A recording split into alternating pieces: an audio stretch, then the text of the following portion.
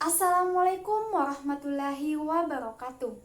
Perkenalkan, nama saya Sri Ananda dengan NIM P00341021045 dari tingkat 1A jurusan Teknologi Laboratorium Medis asal instansi Politeknik Kesehatan Kementerian Kesehatan Kendari. Nah, pada kesempatan kali ini saya akan sharing kepada teman-teman semua tentang apa sih itu desinfeksi dan desinfektan itu. Sebelum itu, video ini saya buat guna memenuhi tugas praktikum mata kuliah Kartika dan Patian Safety dengan dosen pengempuh oleh Ibu Rostina Jamil, SST. Selanjutnya, sebelum kita mempraktikkan bagaimana cara membuat desinfektan, kita harus tahu teori dasar dari desinfeksi dan disinfektan itu. Yang pertama yang akan kita bahas yaitu desinfeksi. Desinfeksi ini itu adalah proses membunuh mikroorganisme patogen dalam bentuk vegetatif kecuali spora dan virus yang dilakukan terhadap benda mati. Desinfeksi ini dapat kita artikan juga sebagai proses menghilangkan sebagian besar atau semua mikroorganisme patogen kecuali endospora bakteri yang terdapat di permukaan benda mati atau non-biologis seperti dinding, lantai, peralatan ruangan, pakaian, dan alat pelindung diri atau APD. Endospora bakteri hanya bisa dihilangkan dengan proses sterilisasi, misalnya dengan menggunakan autoclave.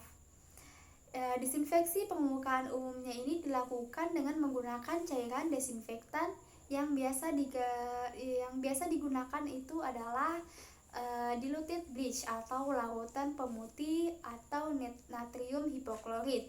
Bisa juga kita menggunakan klorin, etanol yang berjumlah 70%, hidrogen peroksida, dan yang lainnya.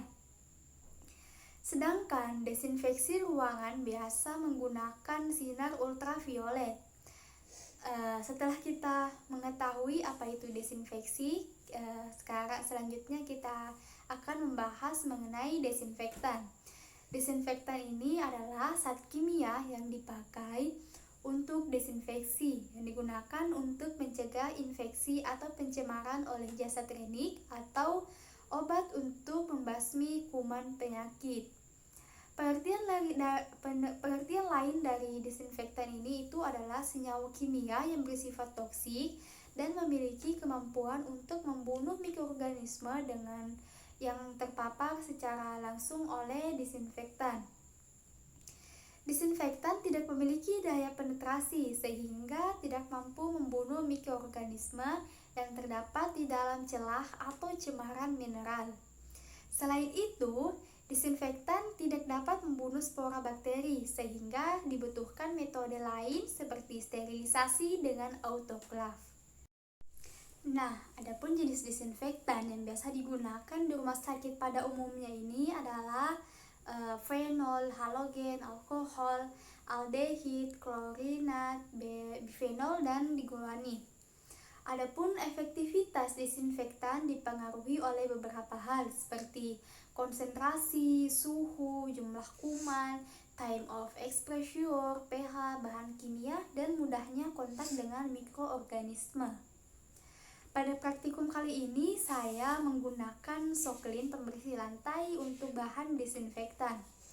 Karena pada soklin ini mengandung benzalkonium klorida. Adapun benzalkonium klorida ini adalah zat amonium yang bisa ditemukan dalam produk antiseptik dan disinfektan. Zat ini bekerja dengan cara menghentikan pertumbuhan beberapa jenis bakteri, virus, dan jamur. Benzalkonium klorida sering digunakan sebagai pencampuran dalam berbagai produk obat seperti obat tetes mata, obat tetes telinga, ataupun semprot hidung. Selain pada produk obat, zat ini juga ditemukan pada sampo, conditioner, atau lotion.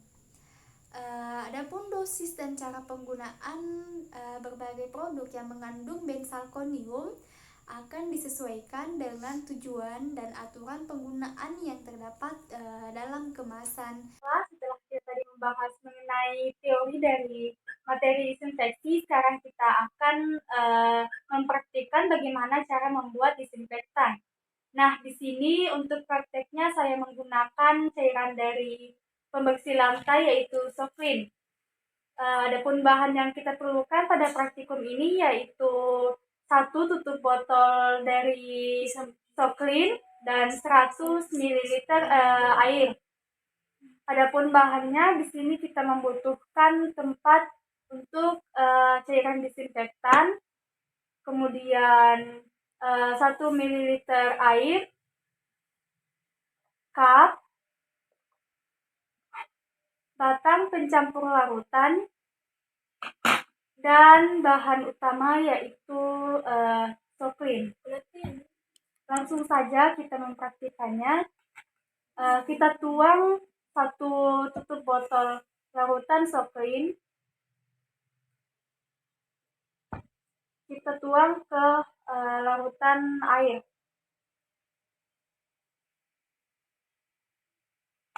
Setelah itu kita aduk menggunakan batang pencampur.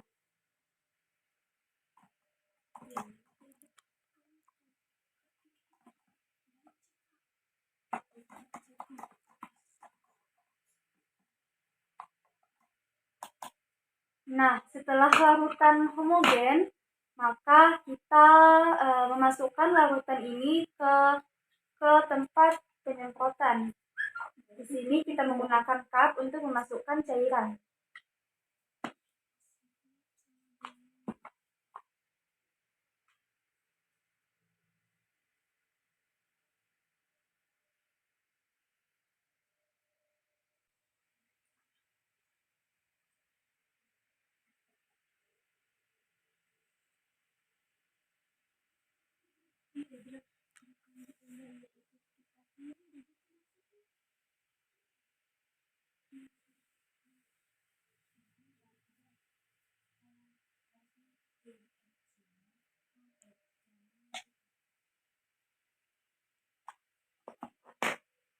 Setelah itu kita tutup tempat penyemprotnya.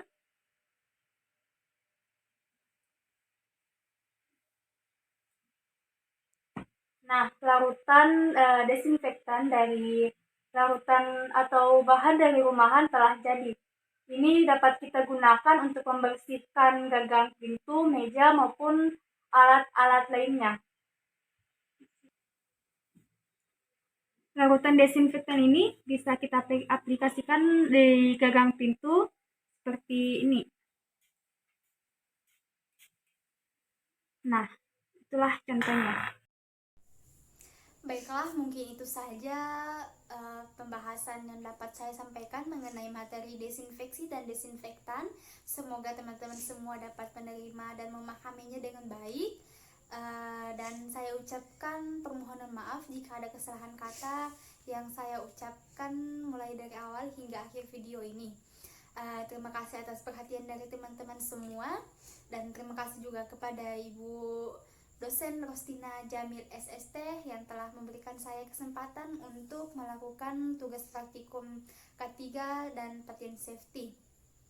Saya akhiri dengan ucapan wabillahi taufiq wal hidayah. Wassalamualaikum warahmatullahi wabarakatuh.